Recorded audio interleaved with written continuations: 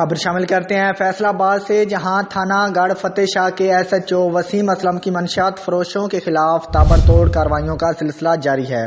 اس وقت ہمارے bureau chief رضوان عاجز لائن پر موجود ہیں، آئیے ان سے مزید تفصیلات جانتے ہیں۔ جی محمد رضوان، تفصیلات سے آگاہ کیجیے گا۔ جی بالکل عمران، ضلع فیصل آباد کی تحصیل تاندرے والا کے تھانہ گڑھ فتح شاہ کے S H O Waseem Aslam کی منشیات فروشوں کے خلاف تابڑ توڑ کارروائیوں کا سلسلہ جاری ہے۔